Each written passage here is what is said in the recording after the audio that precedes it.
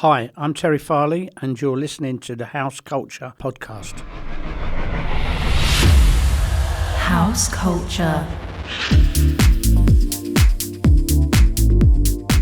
Hi everyone, and welcome to another episode of the House Culture Podcast. I'm your host and managing editor at House Culture, Matt Rouse. Thanks for joining us, streaming or downloading, but most importantly, listening. You should know the drill by now, but if it's your first time tuning in, where have you been? We at House Culture are a collective of house music fans who have come together through their mutual love of the beat to celebrate the spirit of house music. You can get your daily fix of all things house culture on our Instagram feed at houseculturenet, but as you can see, with this podcast, we've already built up a hefty back catalogue of interviews with iconic characters from the scene who have all been happy to sit down for a candid chat to tell us how this thing called house music has shaped their life. In this episode, we chat with Terry Farley, one of the founding fathers of the UK house music scene. As you'll hear in this podcast, we'll discover that Terry has always had a passion for collecting records and DJing. I was a right pest, I would go up to DJs, ask them, what's this? I've got to write it down and I've got to have this record. And then I would go and pester the people in Slough Record Centre, and then I would pester them. Nothing's changed really on that front. How the boy's own fanzine he helped found became a guide to those enjoying the birth of UK house culture. But with Boy's Own, it didn't matter. We were writing, from our point of view, what we liked, only about what we liked, and it kind of resonated with a core audience, and we were very lucky that when Acid House blew up, we were in the right place at the right time to write about it straight away. What those original Boys Own parties were like back in the day. The police turned up. I remember the police turning up about 9 o'clock, and they walked down the path and there's 200-300 people dancing on roofs of the barn and laying all over, gouching out all over the lawns. As well as how much he loves being a DJ and building a set. I like mixing records. I like playing records from the 70s, 80s, 90s, 2000s, this week, all in the same set. I like playing Teddy Pendergrass next to a record by Eats Everything. And for me, the only link is that I like them. We talk about all of that and much, much more. So settle in, as this is another long one, but also worth it. This is Terry Farley. House Culture. Hi Terry, welcome to the House Culture Podcast, and thanks for sitting down with us today. You've been in and around the house music scene since it first blew up, but what we'd like to do is go back to before that and find out, growing up, where and how did you first discover music that you loved? The first music that I loved was dance music. My mum was very much, 60s mod girl, and we used to have a lot of house parties in where I lived, in North Kensington, and Tamla Motown, and, Four to the Floor, Detroit and Chicago music was what my mum and my uncles and everyone liked dancing to. So I suppose it kind of got ingrained to me. The people next door, we had two families next door. We had an Irish family and a West Indian family, and the West Indian guy, I remember when he first turned up, he had a Zephyr, which was kind of like an English version of an American car. It had a kind of wings on the back, like a very poor version of a Cadillac, and he had leopard skin seats. And I thought it was amazing, and he played reggae very, very loudly. Which annoyed my dad very much, which made me think this is great. I can now see ways of manipulating situations. So music was kind of everything really. Music and football and clothes. We never had that was it. You didn't really have much more. Nowadays, kids have, my children have got everything they can possibly want to get involved with. And I think when you have discussions nowadays with people and they say Acid House was the last youth culture, and they're probably correct, because kids nowadays are not defined by youth culture anymore. They're defined by technology, and technology opens up places for them to go, interact, meet people and do what they want, in the same way as we went to underground clubs and and warehouse parties. So probably Acid House was the last. My first one was me wanting to be a skinhead. This was when I was about 10. Proper skinheads, I might say, not the nasty, racist, bonehead variety that come a decade later, but was unable to afford any of the clothes, so I kind of walked around looking rather kind of second-rate in Tufts. I remember I had a pair of Tough boots instead of Dr. Martens when I was about 10, and they were like a workman's boot, a bit like a kind of a Red Wing boot, but not as expensive. And on the bottom they would have like little indents of animals' prints, paw prints. So they would have like tiger, lion, leopard, and we were living in like North Kensington, Latimer Road, and we were walking around looking out for lion prints. And I had a pair of jeans that were kind of like not Levi's, but which were known as Tesco bombers. Anyone who wore shit jeans got called out as, Tesco bombers. And I had those rolled up, and that was my kind of pretty poor, lame attempt at youth culture and getting into music, really, just listening to what was being played at my family's parties and through the walls of my house. Yeah, the bass was everything. Yeah. So were you knocking on next door and saying? Well, I wasn't. He was. But in terms of, can I? What is this you're listening to? Who are the artists, or did it just influence you just through the walls? I can't. This is when I was very young, so this would have been like kind of before all that kind of reggae hit the charts. The Bob and Marcia, Young, Gifted in Black, and all stuff like that, and the Israelites, Desmond Dekker. It would have been before that, so I wouldn't have known what they were called, but it was just kind of, I knew that it was rebel music, and I knew it kind of, it annoyed my dad, which was always a plus thing, and I knew it just sounded like something. It was a bit, it's a bit like when people say when they first heard an Acid House record in the right context, as opposed to, what's that? Once you heard it in a club, well, I knew when I could hear that music coming through the wall that this was like new. This was, something that maybe I should be involved in somehow. Yeah. So as you kind of got a bit older, what scene did that lead to in terms of your musical taste? Well, at school, we, when I went to comprehensive school, everyone was into the kind of, there was an album called Tighten Up Volume 2 that Trojan put out, and it had all the basic big reggae tracks of the day on, and it also had a picture of a naked woman on, with she was a blonde. You couldn't see that she was blonde, but she was very tanned, looked kind of like Swedish, and she had her arms covering her breasts, and it was like, wow, look at this, really risque. So every kind of 13, 14-year-old boy had to have that album. Yeah.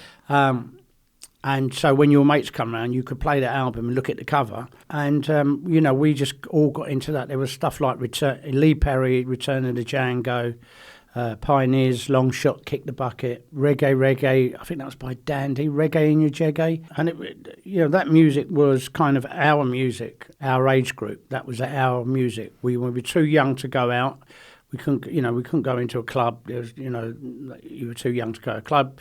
You're too young to go to a pub. So that album and the stuff around that album was kind of like our introduction to music. Yeah, I suppose in that era as well, if you wanted to hear that music and you couldn't go to a club or a pub or whatever, you would have to be around someone's house who had that actual physical vinyl record. Yeah, also youth clubs. There was a lot, back then. Sadly, nowadays, when people kind of deride, the lack of youth clubs for kids to go, and I think a lot of older people go, these kids, bad boys, they're going to be out robbing people anyway. Bad kids don't go to youth clubs. Well, they did. They did, and youth. We had a youth club on my estate, and they had a boxing club. They had five-a-side football, and they would have a disco, on a Friday where someone not that much older than us would play all the reggae records and the soul records of the day, and it was somewhere for kids to go, and if you didn't have that to go to, you would just be hanging around the shops. Yeah. So. I think, in today's political climate, I think, youth clubs would be a great thing to get behind again. Absolutely. And the youth clubs that you were visiting back then, was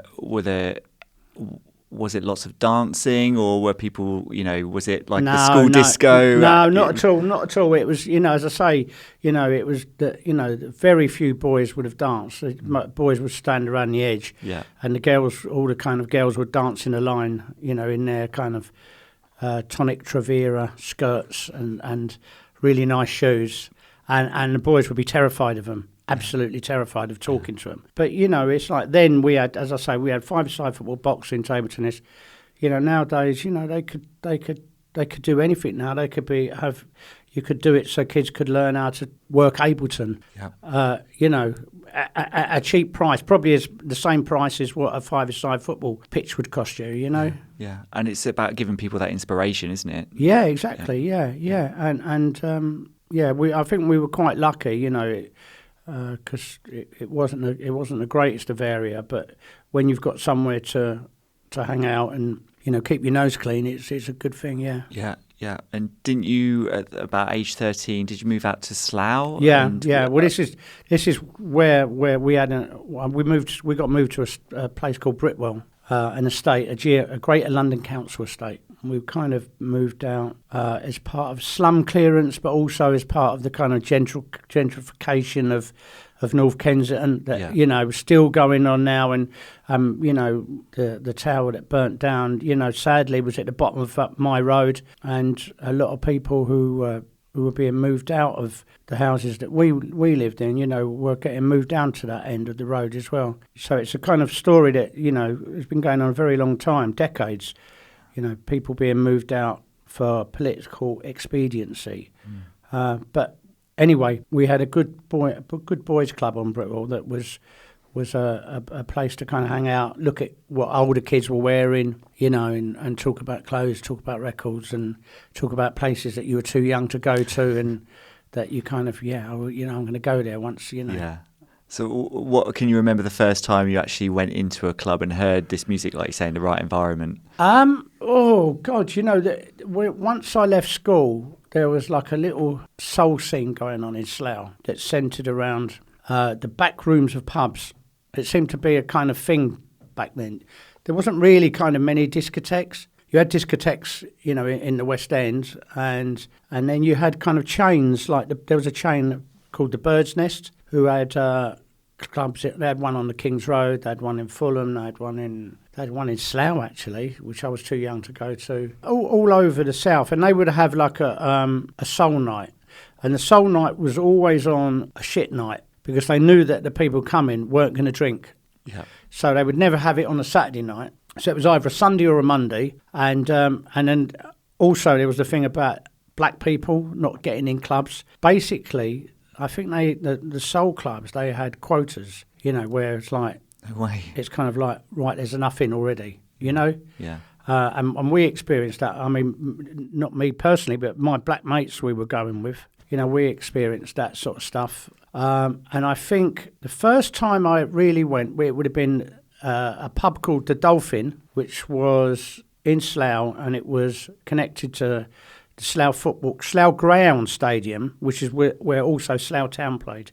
And they did a Sunday night party where there was a guy playing soul music. And this would have been like 1974. And the big records then were like stuff like BT Express, Do It You're Satisfied, James Brown, Sex Machine, which was quite an old record already by then. And then they would play stuff like George McRae, Hughes Corporation, Bump Me Baby, Rock the Boat. And for the first time, kind of, boys started doing little dances, and at the end of the night, they play a slow record. Normally, Eddie Holman, Hey There Lonely Girl, which was the kind of standard record. Then you would then go over and talk to the girls after ignoring them all night.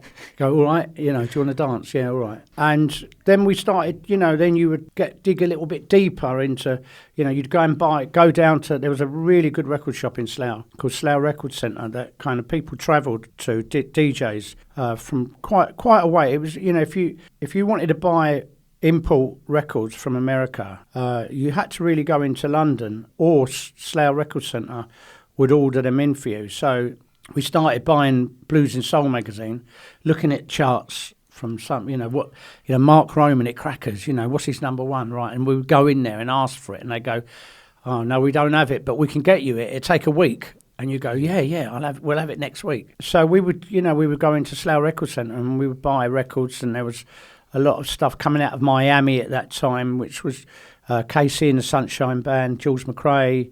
There was a band called Miami who had a record called Party Freaks. That was a really big kind of record in Slough. And then there was a guy, there was two guys in Slough, two Asian guys, one called Rafiq and his brother called John. I'm sure John wasn't his real name. And they started running coaches to a place called the California Ballroom in Dunstable, where bands played. And it's long gone. But it was this huge ballroom, probably held about 5,000 people standing up. And in the end, I mean, he was filling 2 or 3, 4 coaches of kids just from our area to go to Dunstable to see the Fatback Band, Ohio Players, Roy Ayers, the Blackbirds. It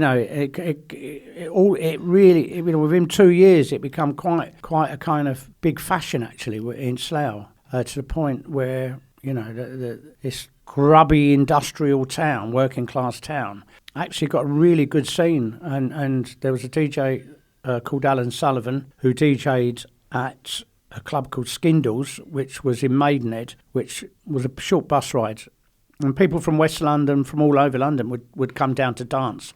And you had really good dancers there. And we also had the Safari Club in Windsor, which was in the Safari Park. And you could go up in there on I think it was a Tuesday night. And there was this club. And I mean, these places kind of ended at 1 o'clock. These are not clubs as we know clubs. But kids would get dressed up. Kids would go there and come from all over the south of England, and it was quite a good place to grow up, Slough, once you had kind of created something for yourselves. We, and I say we, there's probably like 400 or 500 kids involved with, DJs like Alan Sullivan and as I say, Rafiq and his brother, sort of like providing coaches. And once this scene was created, it was like a real haven. You work all week doing really shit jobs, and at weekends you go out, you've got this huge pool of friends who all look like you, dress like you, dance like you, and it was very racially mixed as well, which was quite unique for Slough, because at that time, the state I lived on was very white. There was an area in Slough which was very West Indian, and there was another area that was very Asian, and there wasn't really any interaction whatsoever. So that soul scene pulled in people from all corners. Amazing. And when you were going to these events, like you say, you were getting coaches to them, obviously massive with the names that you mentioned on the bill. Were people coming in from all over the country in coaches to Yeah. I mean, you would go California Ballroom, there would be people coming down from Birmingham, from the Midlands, from places like Essex. And did you find was there any animosity between people from different areas? Sadly, and this is sadly, I have to say this, sort of, Slough was a rough town, and a lot of the kids who were going on the coaches and a lot, were kind of quite territorial. Alan Sullivan and what he'd done as a DJ, he managed to pull quite a lot of the different estates together, and people, come out to dance and forgot that, we're from this estate and you're from that estate, which was a great thing. But it didn't always work that well when they went, free coach handed to the California Ballroom. I think we actually got banned from taking coaches there in the end. Really? Yeah. I can remember it. A friend of mine who's now departed, Gary Haseman, he was the man who made that record Acid. Yeah. And one of the first kind of people on a lot of the scenes in London. In fact, right back to where I'm talking to now, he was kind of like Slough's ace face for me, We was at the California Ballroom, and there was a small room at the top of the club called the Devil's Den, and it was where Luton was very close to Dunstable, and it was like their little club. So we were up there, and he was a very good dancer. And the kind of Luton top dancers pushed some girl in front of his face who was a very good dancer to kind of try and humiliate him, rather than one of us take him and we're going to send one of our girls. And it didn't go so well. And I would say that actually she danced better than him on that night. But by the time the word had spread around the club, and Chinese whispers, the whispers were that, the Luton lot had kind of, given Gary a slap or something like that. Instead of like him just actually being beaten on the dance floor and burned off, by the time the Chinese whispers went round, it was that Gary had got hit and they had took a liberty. And by the time we got to the coaches, we could see there was like running battles going on between the coaches, between the Slough and the Luton lot. Yeah. Totally unavoidable and very sad way to end, because I think people still went to California ballrooms, but we was no longer able to take coaches there. They just stopped us doing that. Yeah. So yes, things were very territorial back then, and it wasn't great. It wasn't great at times. When we used to go to Crackers on a Sunday night. You could get ambushed by teddy boys at Tottenham Court Road for what you were wearing. No way. So sometimes you would have to run to the string to get the bus from where I lived, my estate. You sometimes to get the bus to the Slough station, you might have to sort of think about what you were wearing, because the blokes who were drinking at the pub might sort of decide your trousers were too tight at the bottom and stepping on you. It's a strange time. It's a completely different world. I mean, it seems a lifetime away or a different life. I know that people use that expression. It seems like a different lifetime, and it does. And when I talk to my kids about that, my kids are in their 20s. They just look at me as if, what? Yeah. I don't understand. What? And you're like, yeah, but this is how it was. No way, and they think I'm making it up. They think I'm like, Uncle Albert taking war stories. Brilliant. So you mentioned you were buying records and getting those imports and things like that. What in your mind was the end game in that? Was it just to own these things you were hearing, or was there a grand plan to become a DJ? Yeah, I mean, the end game was to get the hottest record that week. The end game was to go to the best clubs. And because we lived so far out of town, sometimes, we would go to Crackers on a Sunday night, which I think was open from 8 till 1. The last train home was at 11:30. And to get the last train home from Tottenham Court Road, we would have to get to Paddington, so we'd have to leave at 10:30. So we would be travelling up to go to a club literally when the doors open, and by the time it was full, we'd have to go. But I had to be there. Yeah. I had to be there. Back then, the DJs played all night long, and what they would do, which was like really I guess this is a monetary thing, but it was very clever in the fact that when you got in the club early, the DJ would play all the new records he's got that week, all the records that all his favourite new records, and then they would play records that were big records in the club, and then at the end they would play the best of the new records.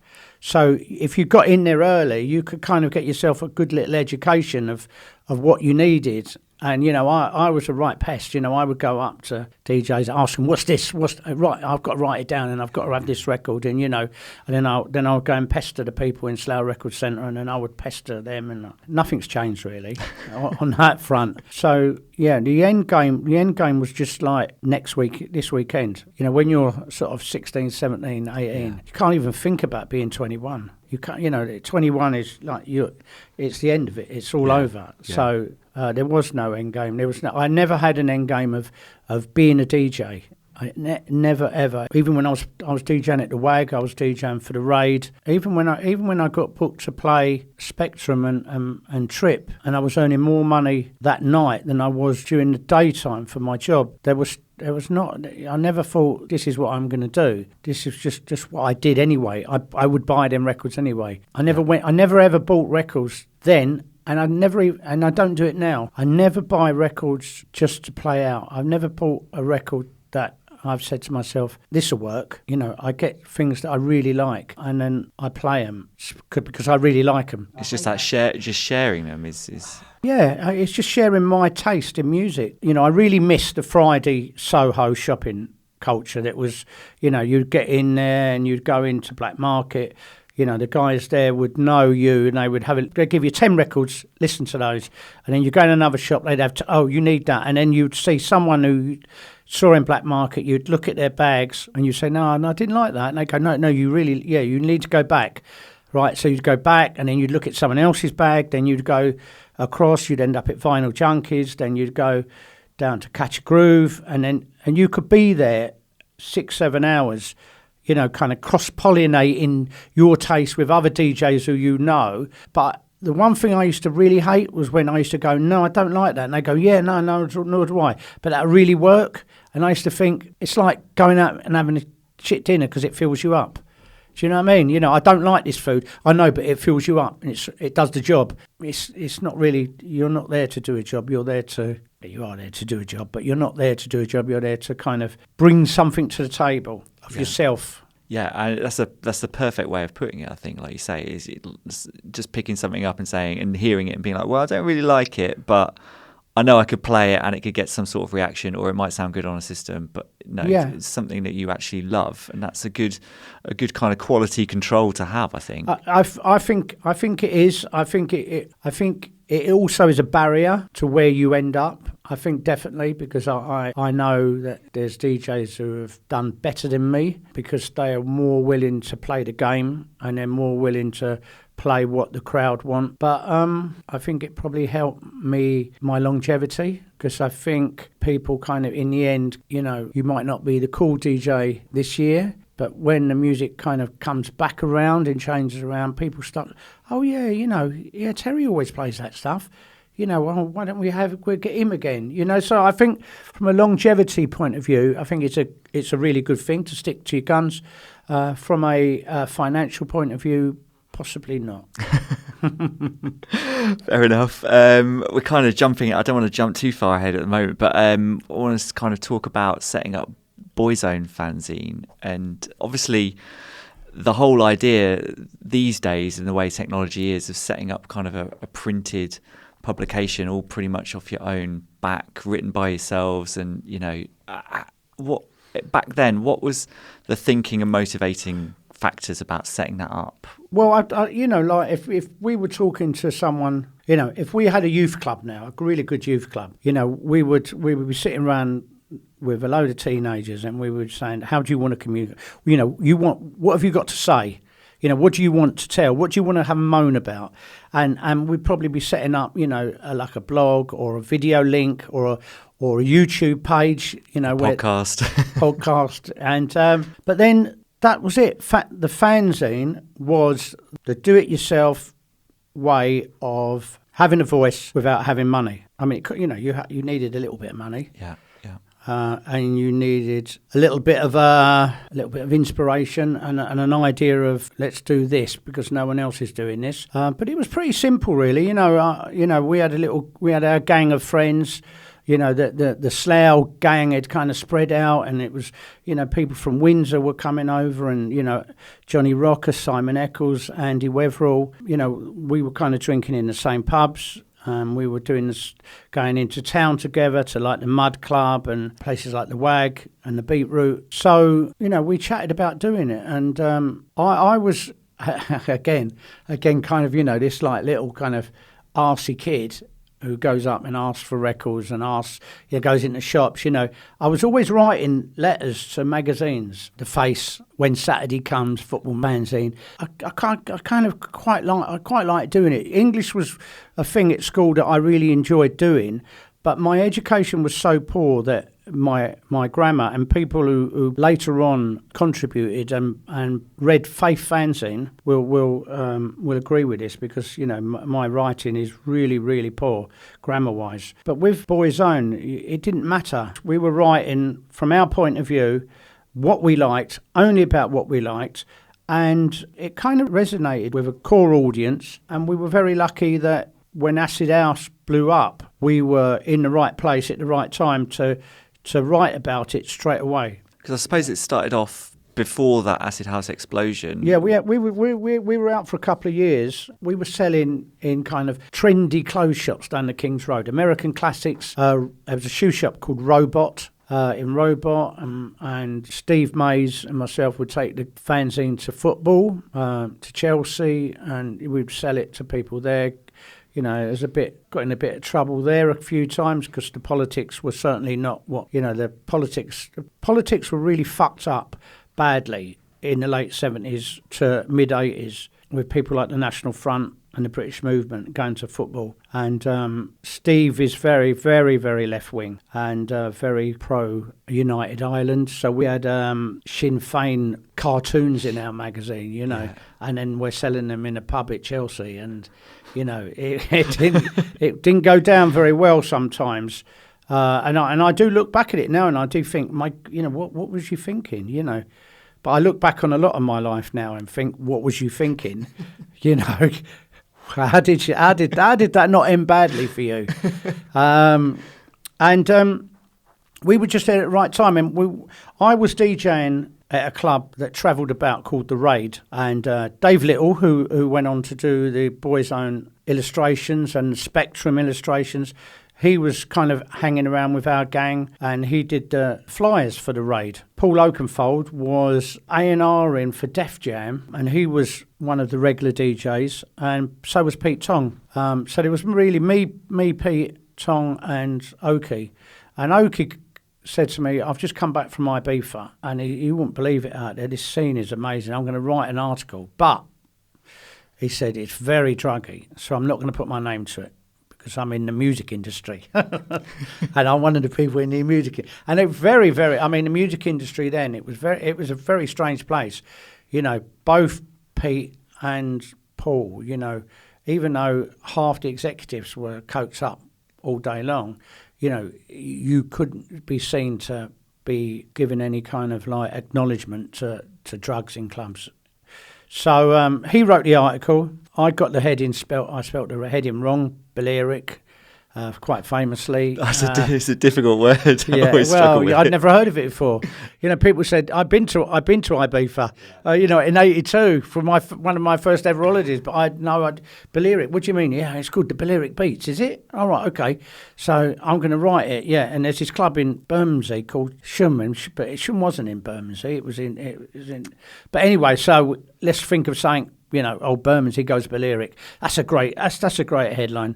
And we were doing it all literally A4 paper, put on a piece of cardboard, and then Electroset from W.H. Smith's, rubbing the headlines out on Electroset, and then me writing out, here we go with my grammar, me writing out what I had written to my mum, who got the woman in her office to type it out, and then we'd stick the typeface. I'd cut a couple of pictures out of a magazine, no idea of copyright or no care of copyright, and then we would take it to a friend of ours who was a printer called Johnny O, who would print it up with the big, you know, literally on those big printing presses. Wow. And then we go around and we pick up 1,000 copies back of the car and drop them round and throw them out. And amazing. Yeah. And that just instantly found an audience? Well, it instantly found a very small audience, which was basically people who were kind of going Wag Club and the American Classics. We were lucky because Johnny Rocker was working down the King's Road, so he knew everyone in all the clothes shops. So American Classics stopped it, but also supported it by putting an advert in. So did Robot. And I think we only probably needed like 3 adverts, you know, 3 adverts a run to fund it. We charged 50 pence, I think. The magazine was 50 pence, but I think the shop took half of that and we took 25 pence, whatever the equivalent was. We were lucky. We had an audience, but it was only when Acid House broke that sort of suddenly people were looking around going, wow, Acid House is great. Oh, look, Boys Own. Yeah. You know, so, you know, Acid House, I need to wear Converse, I need to read Boys Own, I need to go to Shum, I need to grow my hair, I need to do this. So we were very lucky in that sense. But again, I think we were very honest in what we thought. We were as critical as we were raving about things. We never took kind of adverts from people or anything we didn't like. We got offered a deal with a distribution company to go and sell in W.H. Smith's for quite a lot of money, which we turned down. Again, what were we thinking? But no, probably what we were thinking actually was that if we had done that and we had carried on, the magazine would have fizzled out. People would have gone, oh yeah, and I wouldn't be talking about it now. Yeah. So I suppose the content in it would have maybe had to been watered down in a sense. Everything would have been watered down, and no one would want to talk about it now. No one would want to buy a book with all the fanzines in it once, Yeah, I mean, and you look through that and it is such a brilliant running commentary on that scene exploding at the time. Yeah, as it is. I mean, it is definitely how it was. I think if you was to write a book now on the acid house scene, just before and just after, you'd pick all the good bits out, and you would forget that there was loads of nights where the pills were rubbish. There was loads of nights where there was no one selling drugs. Then that ruined everyone's night. People were so obsessed with, the perfect California sunrise that everything else was rubbish. And then, it had to be the right DJ. It was very, very complicated. I think, if you look at that, you can still buy the book, I think, if you went to boyzoneproductions.com. I think it reads as a truthful commentary on how things were at that time. And you quickly kind of segued into, obviously you've got the fanzine going on and you put on Boyzone events as well. Yeah, we had done a few parties before. We did our very first party Boyzone was in a place just off the King's Road called Café des Artistes. And I think it was me and Andy Weatherall DJ. And Andrew was playing kind of electronic pop music and some mad heavier stuff. He was playing a lot of stuff. Kind of, this is like maybe late 86, early 87. He was playing a lot of stuff that would then be get adopted by the Balearic scene. A little bit later, Chris and Cozy, October Love Song and stuff like that. He had he's got a fantastic taste in music, Andrew. Whereas I was a kind of black music Luddite. If it's not made by someone in Chicago, then I'm not playing it. If it's not made by someone in Jamaica, I'm not playing it.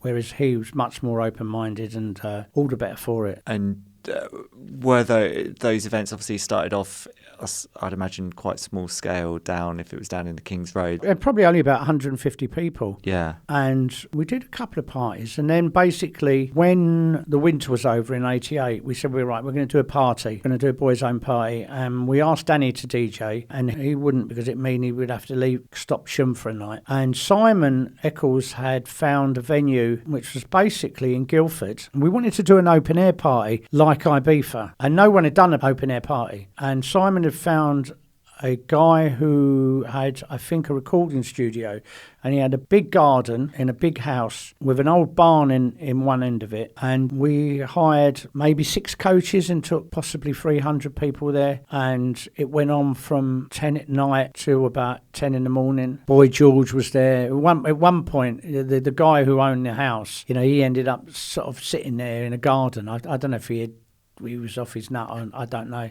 But he was there with Boy George and they were strumming along on the guitar. And there was various other people there. Paul Rutherford from Frankie What Goes to Hollywood was there. Nerdy Wells of the West End scene. And the police turned up. I remember the police turning up about 9 o'clock and they walked down the path and there's 200-300 people dancing on roofs of the barn and laying all over, gouching out all over the lawns.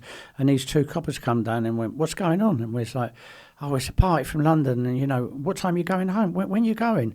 Oh, about 10 o'clock, is that all right? And they went, yeah, okay. There's some empty bottles in the drive. Can you get them picked up? Yeah, we'll do that, thank you.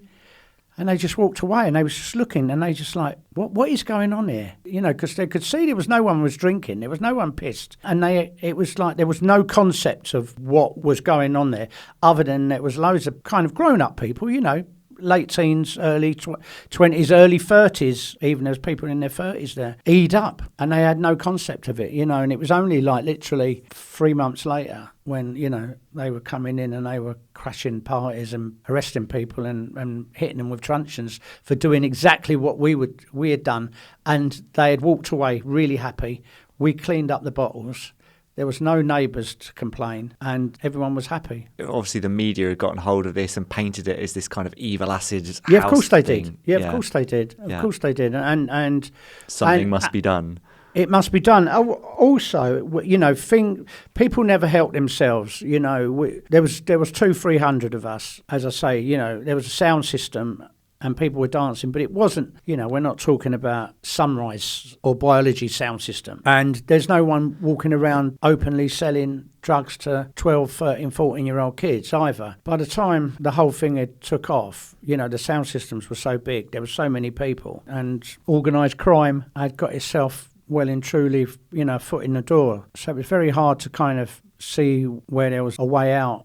Yeah. For the police and for the promoters. We made a conscious decision, Boyzone, never to sort of do a party more than about 700 people, because we had the idea that, if you were a really, top level kind of drug dealing criminal people, you'd go, there's not enough of them to go, to sort of muscle in on. So we never got any problem from any dark forces, so to speak, because they probably just thought, why go after you guys? Why try and get in there to sell stuff, because there's not enough money to be made. Yeah. We did get raided once. We did a party in Lambeth Walk, which was as central London as you could possibly get, and just round the corner from a police station. But it was in a showroom under some arches, and Simon was seeing a girl, and I think her dad owned this and it was a showroom for classic cars.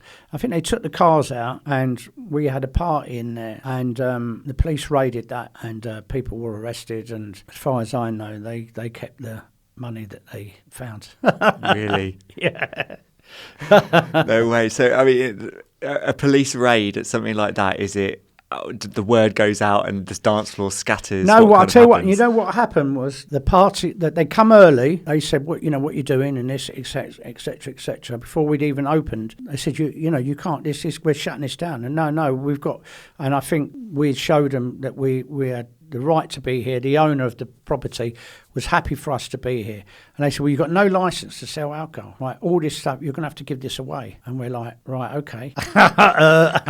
So basically, I think instead of charging, because we never really charged a lot of money, most of the people coming were kind of our mates. And, and if we had started charging a lot of money, they'd all wanted to blag. So it was better to have a decent price and everyone pays than a big price and everyone's trying to get in free. So I think we charged about 15 quid that night, and all the drink was free. And they kept an eye on it. And as soon as everyone had left, and thank God I'd gone, they then come through the door and arrested some of the other people in Boyzone. I won't embarrass them by saying who. And they were taken to court, and I think somehow prohibited from promoting any parties for a year or something like that. It was something quite bizarre. Some sort of like, is that a real thing? Is that an actual law? Did you just make that up? But I do think they trousered whatever they could. Amazing. And the whole Boyzone thing, obviously, it had these different strands in terms of fanzine, events, and you kind of went through and created your own record label. That was all running alongside it. I think, was it the first release? Was it Boca Juniors? Yeah, Pete, I mean, because we had a close relationship with Pete Tong. Yeah. He suggested we start a label, and we're like, oh, okay, yeah, let's do that. And, why don't you make a record? Okay, how do we make a record? Right, we're going to put you in a studio. Oh, okay. So I think Andrew had a very talented engineer called Hugo Nicholson. Pete Heller come along. Pete had a little drum machine, an 808 I think it was, and he knew how to work it. Because we had met Pete. Pete was the warm-up DJ at Shum, but he also played a guitar live over Danny's house records as well, which was kind of strange but very good. Yeah. So there was a little gang of us who went along, and we had a little record box, and we decided that we were going to, the main part of the record was going to be the piano line from Jesus on the Payroll by the Thrashing Doves. But we didn't want to sample it, we wanted to replay it. And we were in this very expensive studio. I think £800 a day. That's 30 years ago, right? £800 a day. We were on full catering, so it meant we had breakfast, lunch and dinner for all of us. So at one point, we were there over a week. At one point, we would just have mates of mates turning up. Or can we have a bacon sandwich? And you would order a bacon sandwich and it would get delivered. So we had someone come in to play the grand piano that made up the main part of the record. Andrew wrote, I think he wrote all the lyrics. Some of them were stolen from a Alistair Crowley book, apparently. And then we got a girl come in who did some rap. And then we put it out. And I mean, you know, it's a great record. It's a really great record. It's fantastically recorded. I mean, you know, the engineer, Hugo, really top of his game, cut by a professional mastering studio, cut really well onto a 12-inch single. But sadly, apart from, you know, a handful of clubs in London and, you know, one club in Manchester, one club in Leeds, one club in Nottingham, one club in Edinburgh, one club in Glasgow, didn't really sell. So I think we probably only sell a few thousand of that. That was kind of set the tone, really, for what we were doing. We were out of step with everyone else. You know, the rest of the country had gone really rave crazy and everyone was going mad for rave records, and we had decided, again, what were we thinking, part 20, we were going to like go all kind of slow and go opposite of what everyone else was doing. And while these records do stand up and they do sound great now, they really didn't sell at the time. Ahead of the curve, massively. Well, massively ahead of the curve. And then what happened was 2 years later, Paul Oakenfold said, I'm doing this remix for the Happy Mondays. Do you know them? And I went, well, look, my mate Maisie, I said, he knows all that crew from Salford and that, because he's always up in Mank. Yeah, we do know him, yeah. Oh, would you want to come in and kind of sit in with me? And I went in and I helped him with that. And then I ended up doing a remix of, doing stuff with The Farm and then doing other Happy Mondays tracks with Pete. So kind of we were too early with our own stuff. If Boca Juniors had come out when the Happy Mondays and The Farm had come out, who knows? Yeah. You know, we might have been dancing around on Top of the Pops. Andrew might have been a different man than he is now. He might be, you know, a sort of rich pop star sitting in Switzerland, and I might not be here. I might be far too busy to talk to you or far too uncool for you to want to talk to me. So the whole Boys Own thing was a label out of step with what was going on. Now, out of that, when they dropped us, we started, Steve Hall, who was the label manager for Boys Own. We wanted an outlet to put the records that Pete and myself were making, and we wanted to make house records. We, you know, like New York house records we wanted to make, as opposed to the kind of the stuff that Boys Own had put out. So within about a year, Junior Boys Own was exactly in line with where we needed to be. Yeah. Exactly. The right label at the right time, whereas Boys Own was the right label at the wrong time. 2 years later, Junior Boys Own, was the right place at the right time, and the right people. We were very lucky that the right people championed the label. People like Frankie Knuckles and Junior Vasquez, Dave Morales, Louis Vega, which gave us all the credence and we needed, really. Yeah. So obviously it was a shame that you'd been dropped. Was it London Records Boys Own were with, and then so you set up Junior Boys Own, and obviously they're getting played by the right people, like you say. What was the track that you were like, wow, this can really be something big that you'd released that people started playing, and you were like, okay. Well, the first record we did was Beat in the Bones that come out on Junior Boys Own, and that record would have sounded really rubbish on Boys Own because it was like, what are they doing now? I don't get where this is going. But it sounded perfect for Junior Boys Own, and we were in Ladbroke Grove, our office, and Ladbroke Grove had this kind of like, there was a load of people called the Ladbroke Grove New Jersey Appreciation Society. And they used to go and follow Tony Humphries around every time he come to England. And they would be trying to, everyone would get Kiss FM tapes from Tony Humphries' show. And people would sell them and they'd pass them around. So it was this big thing. And I remember hearing a tape and it had a jingle for his show. And it was like Tony Humphries putting the beats in your bones. I said to Pete, we're going to make a record. Let's make a record, Beat in Your Bones. And we made this record and we got this rapper in. And we said, right, we want it to beat. And, it was like the beat in your bones. And you just knew that that. Like, you know, all them American DJs going to hear that, and even if they didn't go, oh, Tony Humphries, it was going to resonate. So yeah, I mean, it was off to a good start, and sales wise as well. You know, we were selling so much more than what we were selling. It was the right label for the right time and at the right level, I think. Yeah.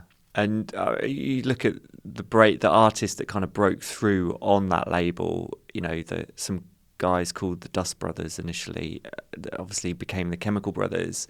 Is that the first release that came out? You guys put that out? The story is, and I wasn't there, so I'm repeating this story, but the story was that Andrew had played in Manchester, and a kid had come up to him with a tape, you know, a little cassette tape, and said, this is a track we've made. Can you tell us what you think? And he come into the Junior Boys Own office, Andrew, and played it to Steve Hall. And they was like, wow, we really like this, and we can stick it out, yeah. And it was, you know, they were called the Dust Brothers, and then they did another one, Chemical Beats. But it turned out once... That did quite well, and it turned out it got back to America, and there was a hip-hop group called the Dust Brothers who then said, no, you can't call yourself the Dust Brothers. And because the second record had been called Chemical Beats, it was decided, I don't know who by, because I wasn't there at the meeting, let's call them Chemical Brothers instead of the Dust Brothers. Yeah, which is a much better name than the Dust Brothers. Totally, anyway. Yeah, totally. You know, obviously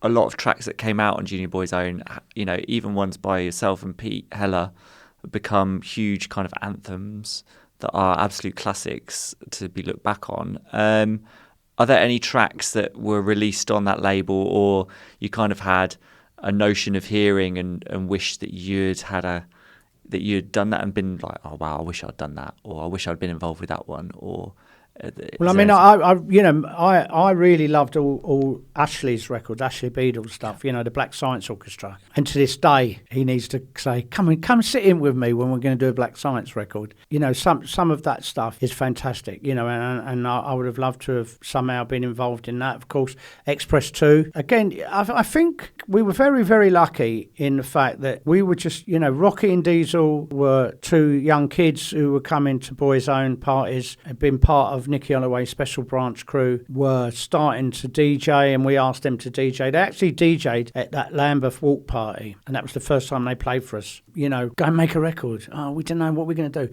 I'll go and make a record, you know, and we said, you've got to make a record for us. You know, they went in, they made Music Express. Right, we need a name, or I think of a name, Express 2, there's two of you, but they never told me Ashley was involved, so when it come out, then it was like, it should have been Express 3, which doesn't sound as good as Express 2 either. It's just like the Dust Brothers don't sound as good as the Chemical Brothers. So, Bermondsey Goes Balearic doesn't quite work if it's spelt rightly as well. So there's a lot of kind of little accidents there. I think a lot of it is just, you know, you're hanging around with people who you like, and people who do things because they really like them and because they're really enthusiastic. And that comes off. You know, there wasn't that many records that early on that we kind of said, don't like it. Sorry, you know, find another label. You know, it was almost like everything that was coming to us from the right place and friends of ours. And we were lucky. I mean, we were lucky that the label, Junior Boys Own, people all around the country suddenly were, whereas a couple of years before, whereas people were like, no, we're into this music, we're into rave, that's rubbish, we don't really like that. Suddenly, out the stuff we were putting out was exactly what people wanted, and what people wanted almost everywhere. You know, there's no kind of genius behind it. 1 minute you're unlucky, next minute you're lucky, next minute you've got spelling wrong, or you've got the name wrong, but it works. You know, I think it just goes back to the thing of just trying to be true to what you know, yes, I like these records, you know, and we're going to put it out because we really like this record. Yeah, it was kind of a new industry almost, this movement. It's a completely new industry. There was no rule book to it. Completely, you know, when I said to my wife, you know, well, she weren't my wife at the time, which ain't my wife now, but when I said, let's start again, when I said to my partner I was going to give up work, this is like autumn of '88, I said, look, I'm going to give up work because I'm earning enough money now as a DJ, and I've got to, I'm going to be going away, and I'm going to be going away at weekends. She said, all right, I'll agree on this. We'll give it a year. You've got a year, to try and kind of prove there's a living here for you. And, a year seemed so far ahead. Whereas now, if you started a label now, you might be saying, right, we won't make any money for the first 3 years, but, in 5 years' time, maybe we can be doing a festival in Croatia and we can be doing a tour in South America. Whereas, we will live in the moment, really. Yeah. So in terms of DJing and producing, what in your mind comes first? Do you feel yourself as a DJ first? Or yeah, I'm a first? DJ. That's what I am. I am a DJ. I've decided once I give up my weekly job, I was a DJ. I'm not an artist. When they say, where's your artist page? I said, don't have one. I'm a DJ. No, but you're an artist. No, I'm not an artist. I'm a DJ. I play other people's records, or I play records that I'm involved in making. But I'm a DJ, and I like being a DJ. I really enjoy it. I don't have any real love for being in a studio, I have to say. I think a lot of that might go back to the fact that, when we first started, Pete is very talented technically, and he's very, very, very much a wizard on the computer. So he was like very hands-on in the studio, and we had a really good engineer, a guy called Gary Wilkinson, who told us he had studied under Arthur Baker in New York, and I believe him. He is a Scouser and prone to exaggeration, but as they all are. But he was very talented and knew exactly how to get that kick drum sounding like it's going to sound great in a big club. So I was very much kind of like the ideas man here.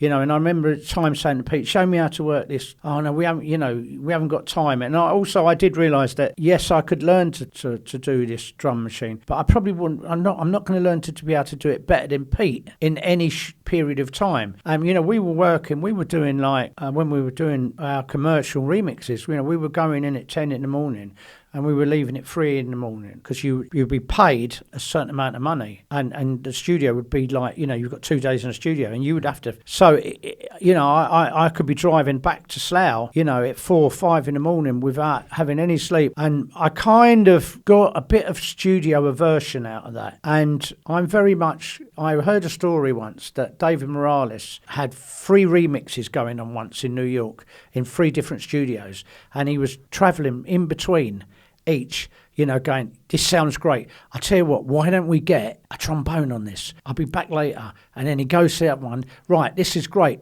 Push the drums up, let's do this. Why don't we get this singer in?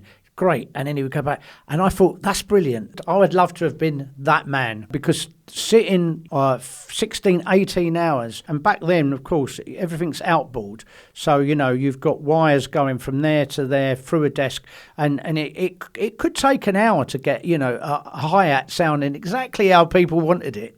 Whereas nowadays, people have got plugins and presets. So I don't have a great love of being in the studio. I don't think I'm not technically minded enough to enjoy the process.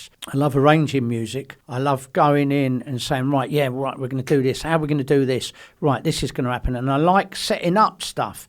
I think I would make a really good A&R man. I'd be really good, I think, at putting different people together to make records and right, let's do this, and ideas, as opposed to the actual nuts and bolts of things. But, I was very lucky, that with Boyzone, Simon Eccles was the nuts and bolts party man. With Junior Boyzone, Steve Hall was the nuts and bolts running man. With Fire Island in Roach Motel, Pete Heller, very much the nuts and bolts man. So it allowed me to kind of, just kind of come up with ideas and come up with stuff and do what, I don't know if the word is do what I do best, but, not just kind of gnaws too much up, I think. Yeah.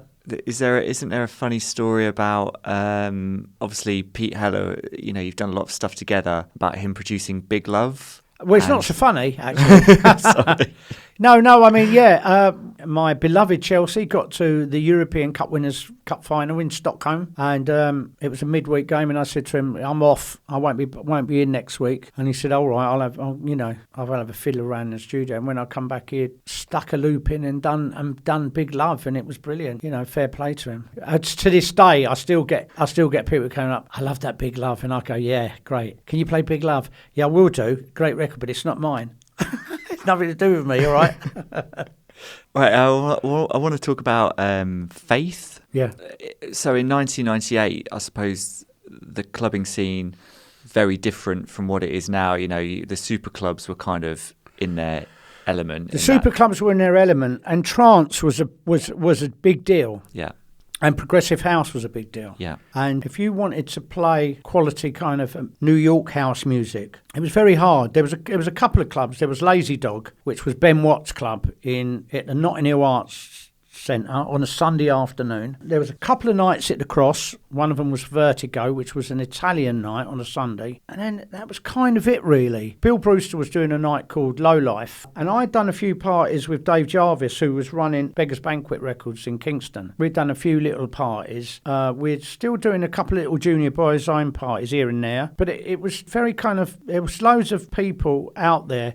There's that lot over there, there's that lot over there. But there's nowhere for everyone to go together. And Stuart Patterson, Leo Elstob were doing a party called Soul Sonic, and they had got some really good American guests in at a time when basically you see we were very, again, it's about being lucky because of the right reasons. So we started Faith, and automatically we had Boys Own lot, we had Stuart's crowd and Leo's crowd, we had Bill's crowd, we had the people who were going to Lazy Dog, we had other people who were maybe, going to the ministry on the house nights. So suddenly we could fill a crowd. We're also very lucky in the fact that the big super clubs didn't want the new DJs coming out of Germany. They didn't want the new school coming out of America. So we were able to book very early on people like Dixon, Arme, John Cutler, Dennis Ferreira, all these guys, and literally paying them £500, and they were going, "This is a fantastic party, this is brilliant." And suddenly the scene kind of opened up. A few clubs opened up, like the Key in King's Cross, which was just alongside the Cross, and Bagley's. That opened up, that was brilliant. Plastic People opened up. We had Kerry Chandler play for us at Plastic People. We did an afters there. Now I couldn't even open up a conversation with Kerry Chandler's agent now about playing. But back then he played, and I think a bottle of rum was in his rider as well. And he was there. He played for us at the party, and then he went back to the after party at Plastic People and played till the last person was standing. There was loads of opportunities opening up, especially in East London. Secret Sundays were doing really well, and a lot of our crowd kind of crossed over. We had Secret Sundays playing, and then a couple of the guys said, we started a fanzine, and a couple of guys, Jimmy P and Dan Beaumont, said, "We want to write about this. There's a pub in Vauxhall, and they've got this night called Horse Meat Disco." And we're going, "What? Horse Meat? What's that?" That sounds really sleazy. Yeah, and they goes, "No, it's like really gay, and it's really brilliant, and they just play disco. So we're going to write this article about it." And Dan and Jimmy wrote this article, and it was right, we got to get them to DJ. So the Horse Meat Disco guys come and play for Faith. I don't know they must have done it for a drink and a cab fare almost. It was, so we were very lucky again at a time when no one really wanted house music. People were calling it dad house. People, very in a very sneering manner. A lot of the people who were into kind of trance or tech house, and they were like, "Oh, it's all just dad house," all that kind of like singing and Nancy, people playing instruments and keyboards, and New York stuff. But we had been going to New York for Body and Soul. That had caught everyone's attention again, and that was kind of what I think in our heads we were thinking. What we were trying to do is what Body and Soul was doing in New York, which was kind of playing classic disco, classic house, alongside the more left field Knights of the Jaguar and stuff like Equatorial, stuff coming out of Detroit as well. It was a kind of classic New York meets left field American stuff. No one else was doing that, and we were very lucky because there was loads of music like that no one was playing. There was loads of venues that would let us get in there, and the DJs were at a very reasonable price at the time. So what's the feeling now in terms of winding that up? Is it just because it's a magic number, or DJ's too expensive? There's a couple of things, really. You know, our crowd become a community. Our crowd become family. You know, they've gone on to... So many of my friends have met their, you know, long-term partners and wives at Faith. They've had children. The children are now, like, you know, going to secondary school. And the crowd's kind of grown up. And they've grown up to the point where, you know, your core crowd will come out once in a blue moon. And to attract a whole new crowd, you've then got to book DJs that we don't like.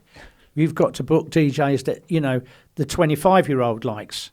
So we're now back in the situation where am I going to play a record I don't like because it works? Am I going to book a DJ that I don't like because it works financially? And then also, you know, you have the situation of DJ fees, which is a real major factor in anyone trying to put a party on that's under 1,000 people, which we've always tried to do. We did do a few parties that were big at Bagley's and that, but we've always preferred the kind of, you know, 200 to 600 capacity parties, and it's just not feasible. You know, it's not feasible. The fees that agents are demanding and that DJs are demanding now just makes it completely unfeasible to run a regular party, I think. And do you think that's can be negative in terms of a stranglehold that only a few key kind of brands that could have on the scene? Well, there is a total stranglehold, really, and festivals have done that, basically. You know, you have the big festivals have the same artists on every one of them. They're the same, like going to the same. Imagine if you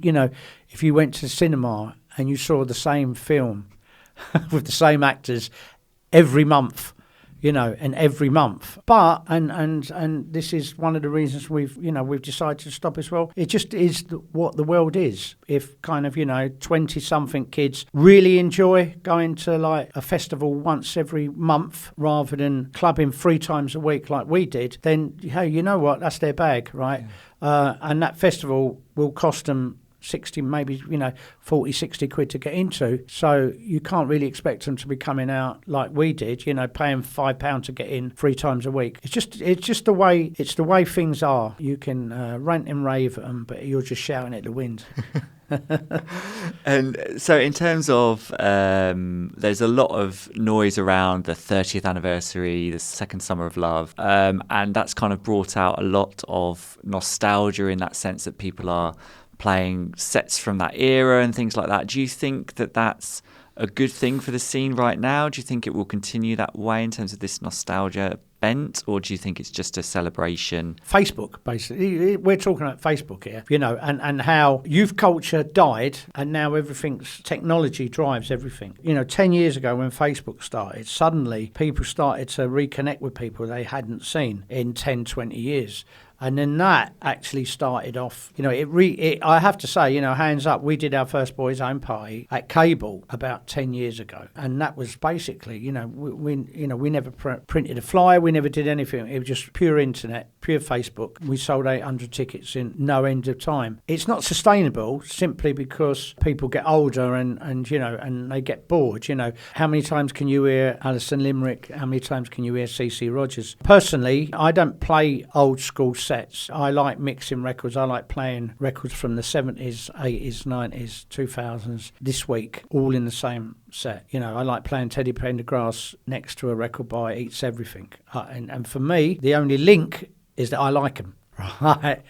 But for me, in my head, they sound like they go together. Whether other people kind of agree with that, I don't know. It seems to work, and you know, people still book me, and no one ever says, "Oh, can you not do that though?" But why not? You know, I think a lot of them records, the really good old records, sound like they were made yesterday. You know, French Kiss. You know, it's unbelievable. You know. You hear that in a club. You can play, yeah. If you went to Fabric and you know, a 25-year-old DJ played French Kiss, it would be the most amazing record that you heard that night, and the kids in there would think it's the most amazing record. You know, I played French. I don't really play that very much because it's kind of like a bit like, yeah, we heard it, but I played that record out. I think I was playing in Italy last year. When it breaks and it slows down, really, and you know, and then it starts moaning, and the record slows down and it slows up. I reckon 90% of the crowd thought I was doing that. because they were all like going, wow, and like, you know, and clapping. It was like, and I felt like saying, no, it's not me, it's the record. You know, whereas in England, you know, or the older crowd would just know that's the record, and they would react to the record, not to looking at the DJ as if, you know, wow, what's he doing? You know, he's really clever. And I was kind of putting my hand up as if to say, no, don't give me any praise for something. It's not mine. But I just, I mean, I think, you know, when you go to somewhere in Ibiza like Glitterbox, you know, they've got that vibe really well, you know, where they play disco and they also play a brand new house record. And you know, and there's a link between everything, you know, there really is. And why not showcase that in one of your sets? Yeah, I think, you know, but this is, as I say, this is what Body and Soul did. And this is why we got excited at Faith. You know, at Faith, we even had one of the original DJs from Crackers, Jules Power, come and play at one of our all-dayers, which was kind of a real honour for us, you know, to have him playing. And he sadly died a couple of years ago. But, you know, he was like, for me, he was like one of the best DJs I'd ever heard as I was growing up. A kind of prime example of how DJ culture kind of has excluded a lot of those DJs. I feel one of the things I feel quite sad about is that kids in London who are DJing and they're out and they're playing a bit of disco, you know, they you could say to them, oh, great record. They would say, oh, yes, a Loft classic. Or, oh, it's a Paradise Garage classic. And you would say, yeah, no, it's a Lyceum classic. And they go, what? The Lyceum? Oh, did they play it in London? Yeah, you know, your uncle probably danced to it. Do you know what I mean? You know, and they don't know about this. They don't know that, you know, one of the first people to mix records in the UK, Froggy, you know, he was an East London DJ. You know, he went to Paradise Garage and kind of, you know, Larry Levan taught him how to mix. And, you know, he was DJing all over the south of England, all over East London, had a really big sound system of his own, and he was mixing records at a time when, you know, people didn't know about mixing. And he's just, you know, these guys are forgotten. There's nothing about them. It's like they never happened. It is sad. It is sad when we know about Larry and Ron, and people talk about, you know, people go, who is the one DJ who you wish you'd ever seen? And they go, oh yeah, Ron Hardy. And you go, right, okay, why? And they go, wow, because he was amazing. Well, why did you not say, you know, Froggy? Why did you not say Chris Hill or one of these people who played where you could actually just, you know, jump on a tube and go and see? And then, don't know about him. Yeah, it's not like there were two DJs in the whole world playing this sound. No, exactly. And then this whole thing about, oh, I would have loved the Paradise Garage. And I go, well, you never got in. Why not? Because you're white and you're straight. You wouldn't have let you in. And they go, oh, what? And you go, it was a black club for members and gay men. Oh. And then they get the and you go, but you could have heard the same records if you had gone to the Lacy Lady in Ilford.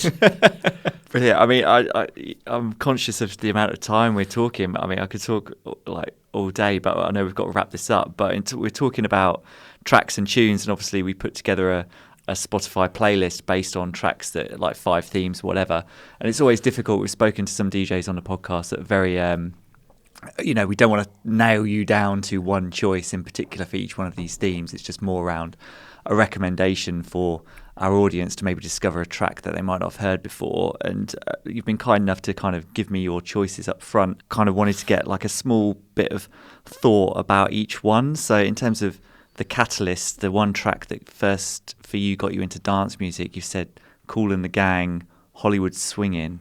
When was the first time you kind of heard that, and in what context? Well, we had just left school and we were kind of, you know, into our youth club soul records. And we went on holiday, me and my mates, there was about 6 of us, a little crew of us from Slough. And we went to stay on a caravan site, Selsey Bill. And we were too young to book a caravan, so Gary's dad booked the caravan, dropped us all down there, and then left us there. And we went to the club at night. There was a disco called the Quarterdeck Club. Most of the people in the caravan site are in this main hall where they're having whatever fun they do. You know, it's like Phoenix Nights. Right, it's a huge Phoenix Nights hall. And then they had this little club called the Quarterdeck Club. And we went in there, and the guy was playing records, you know, like similar to what we had heard. And there was a little group of girls who had brought some records down with them. And they brought an album album called Wild and Peaceful by Kool and the Gang, which was an import album, 1974. And it had Hollywood Swinging on and Jungle Boogie. And they give it to this guy to play. And they were doing these little dances that we'd never seen before. And they were wearing plastic sandals, really skinny jeans, and cap sleeve T-shirts, which were like kind of next level for us. So it was like, right, okay, this record is amazing. I don't know it. It's an import. I have to have it. I've got to buy a pair of them plastic sandals. And it was just next level stuff, you know. It was next level stuff. You know, you got into Kool and the Gang, and then you realised that actually there was another offshoot called the KGs, and they had this record out called Keep On Bumping, which was really amazing on this great little 7-inch. And then once you got that 7-inch, you had to look at what else was in that catalogue. Can you get me? What else can you get me? You know, and they would get you this. And it was just the one that kind of took us from being, I guess, youth club kind of soul boys into like, this music is amazing. And the amazing thing about it is like, most of these acts were jazz groups. Kool and the Gang had been around for a decade, you know, making jazz albums. And they're just like, right, we're going to make this kind of funk thing now. So it was kind of almost like we felt that it was being made for us. I know it sounds silly, but it was like, you know, they're making these records for us. You know what I mean? That was, you know, when people talk about punk, that was, for me, that was my punk. Funk was my punk. That's there you go. There you go. Funk, that's a T-shirt, isn't it? Funk was my punk.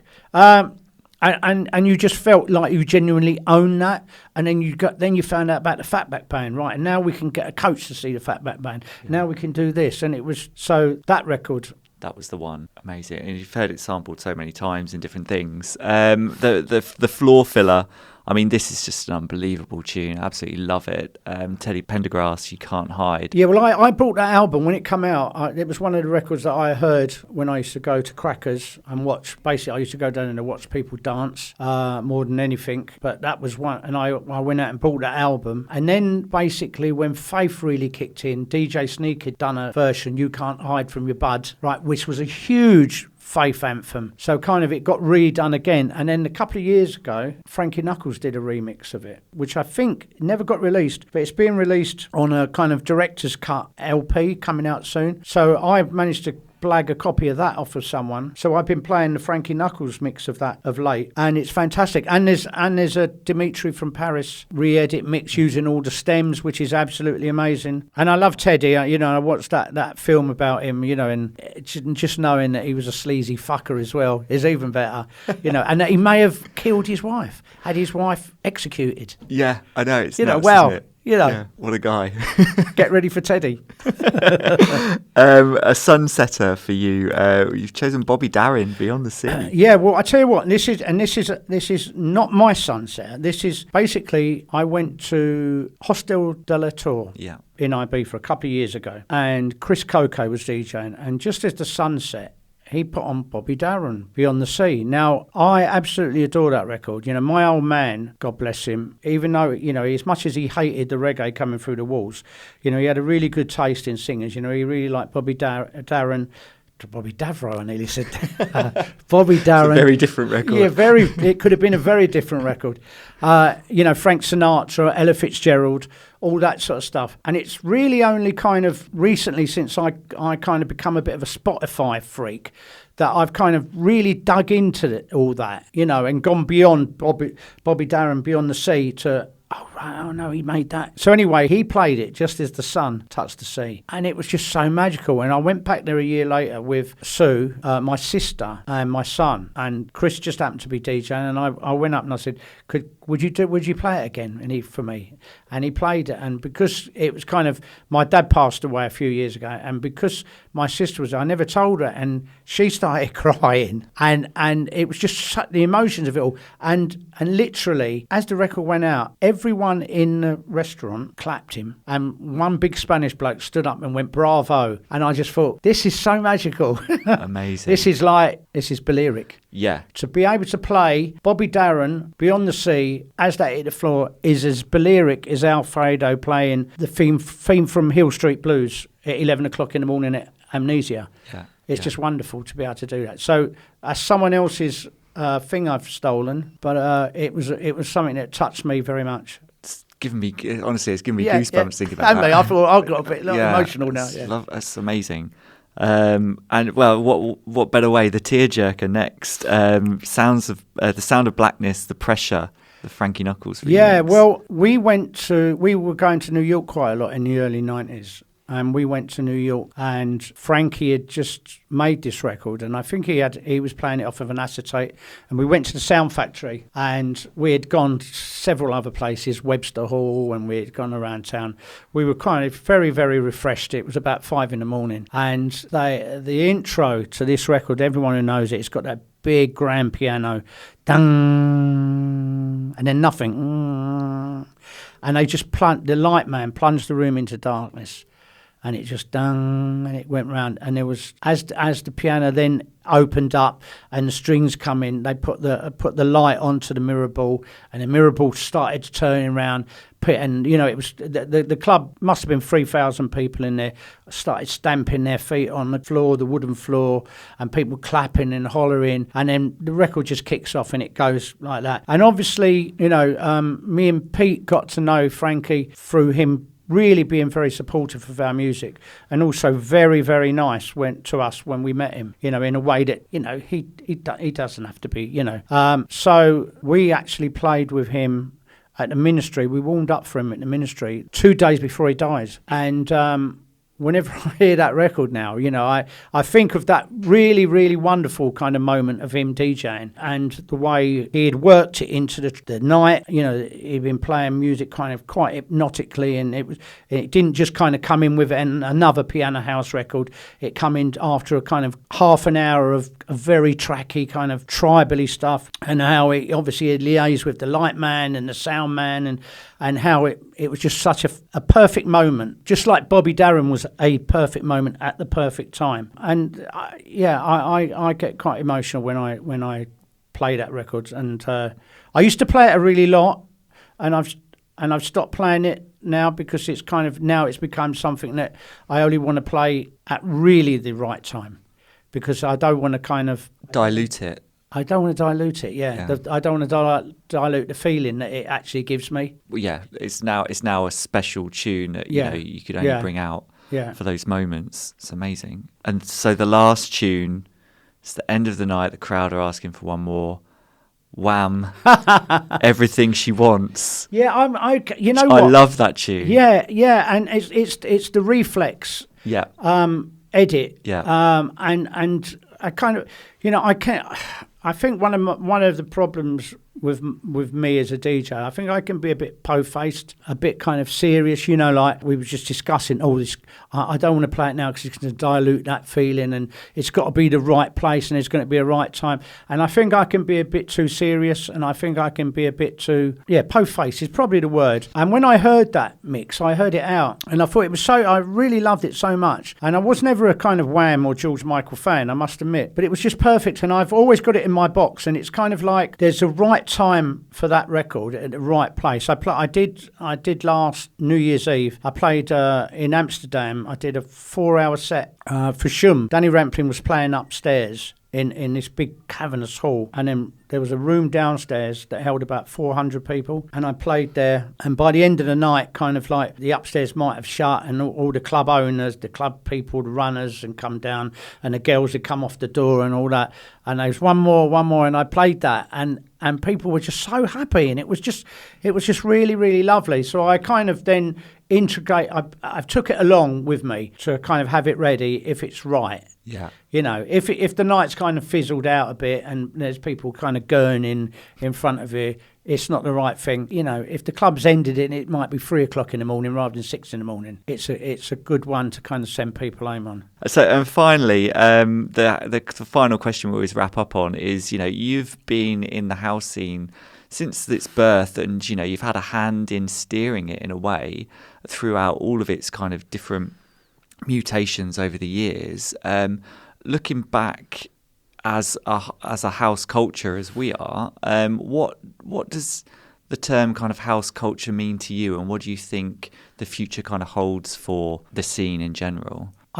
For me, there's always been a reality, and in my mind what house culture means. In my mind, house culture is sprung wooden dance floors, people putting a bit of talcum powder down and guys doing house dancing, you know, people turning up at 3 a.m. with their clothes, you know, change of clothes to dance into, you know, someone playing Knights of the Jaguar and then playing a Kerry Chandler record after that. Mixed gay, straight, black, white. But it's kind of, that's not really the reality of anywhere, really. You know, it might have been, you know, at Shelter and it might have been at the Paradise Garage. But it's kind of like, that's kind of like what you would always love it to be, where you'd like to be.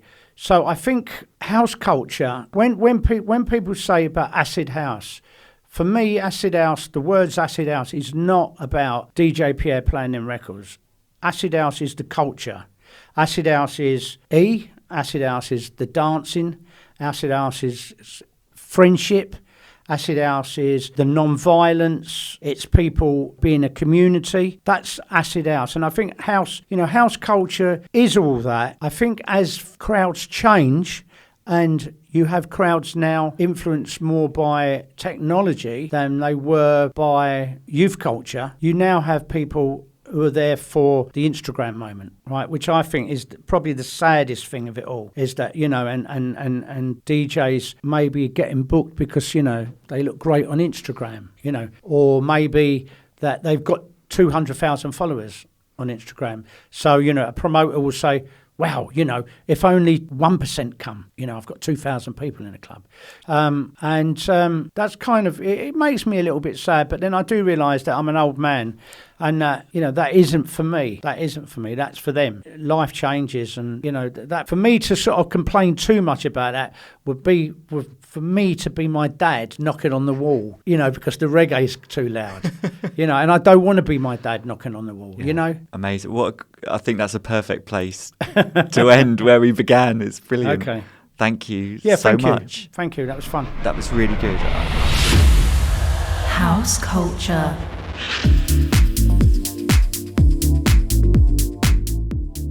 I mean, how good was that? I hope you got goosebumps at all the right moments. It was certainly emotional in places. And a huge thanks to Terry for sitting down with us and sharing some of those really personal memories of his. As you heard, this is a guy who has seen and done it all within the scene, and where he leads, others often follow. And well done to him for sticking to his musical principles for all this time, even if, as he said himself, it might not have always been for his own benefit. Just to recap, you can find the tracks we discussed on House Culture's Perfect playlist on Spotify. These were Terry's Catalyst, which was Kool and the Gang's Hollywood Swingin', his instant floor filler, which was Teddy Pendergrass's You Can't Hide From Yourself, that highly emotional Sunsetter, which was Bobby Darin's Beyond the Sea, proving that anything can be Balearic if played in the right context. His Tearjerker was the Frankie Knuckles mix of Sounds of Blackness, The Pressure. Now you know if you hear Terry play that, it's been a very special night for him. And his delightful choice of last tune was Wham's Everything She Wants. He did mention that it was the Reflex Revision he prefers, but as you know, if you've listened to any other episodes of this podcast series, Reflex Revisions aren't available on Spotify, so the 12-inch original will have to do for our playlist. And also, as a little boy's own treat for you, I've chucked on Fire Island's In Your Bones. That was one of the first releases on the Boy's Own Productions record label, and the track that Terry mentioned was inspired by a Tony Humphries Kiss FM jingle. So I'll say it again, you can check all of these tracks out and more on House Culture's Perfect playlist on Spotify. Search for it, follow it, so not only will you not miss out on the choices from our podcast guests, you'll also get a regularly updated selection of beats that cover every facet of dance music. Once again, that's House Culture Perfect playlist on Spotify. Once you're done there, please support us by subscribing, loving, liking, tweeting, sharing, and not forgetting to leave us a review. We could always get you a mention on a future episode. This time around, our shout out goes to Dave Jones, promoter of the legendary Time Flies, one of the UK's longest running house music nights. Dave got in touch via Facebook to say that he's been enthralled with all of the episodes so far. He's had a fantastic time reminiscing with me and my guests. Thanks so much, Dave. I'm sure we'll both be reminiscing together on a future episode. Watch this space, people. And if you've got this far into the podcast and still don't know what house culture is all about, we are a collective of house music fans who have come together through their mutual love of the beat to to celebrate the spirit of house music. What better way to celebrate with us than by hitting up our Instagram feed at houseculturenet or by following the hashtag #TrueHouseCulture. And finally, you can reach out to me, Matt Rouse, directly on Instagram at DJ Matt Rouse. Thanks for listening. See you next time. House culture.